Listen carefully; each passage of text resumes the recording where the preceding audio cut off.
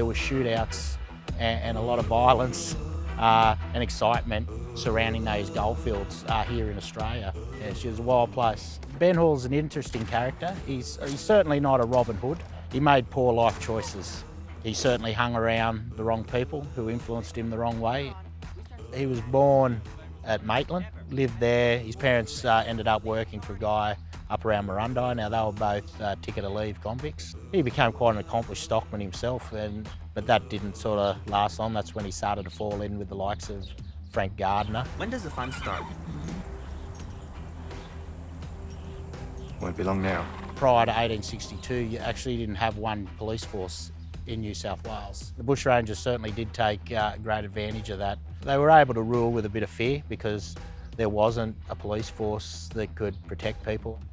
The Yagara gold robbery, which was led by Frank Gardner, but Ben Hall and Johnny Gilbert were certainly there, it was the largest gold robbery in Australia's history and still is, and it hasn't been surpassed.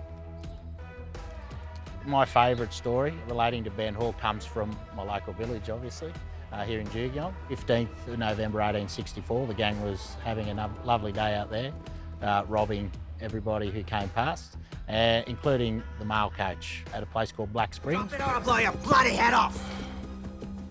Get back inside, now! At Black Springs, the Ben Hall gang, Gilbert, Hall and Dunn, bailed up the Gundagai mail coach. The gang held close to 60 travellers captive, but the arrival of police escorts, Parry and O'Neill, didn't deter the gang. With guns and ammunition enough to outshoot the police, Perry was shot dead by Gilbert. Parry has already now been wounded. He's copped a shot through the back of the head, which Gilbert's then fired the last and fatal shot. So that's gone through Parry's back and exited through his chest. Parry's then fallen dead from his horse. The next day, at which time a warrant was issued for the arrest of the three bushrangers, Hall, Gilbert and Dunn, for the murder of Parry. We find a lot of bushrangers have been romanticised, that they were some type of Robin Hood standing up against the man, but essentially they weren't. They were criminals. They stole people's horses, which is like stealing your car. They were criminals. They certainly held people hostage for ransom. They burnt down houses, so they committed arson, and they committed murder. They murdered police and anyone else who actually got in their road. So they weren't a nice bunch of people.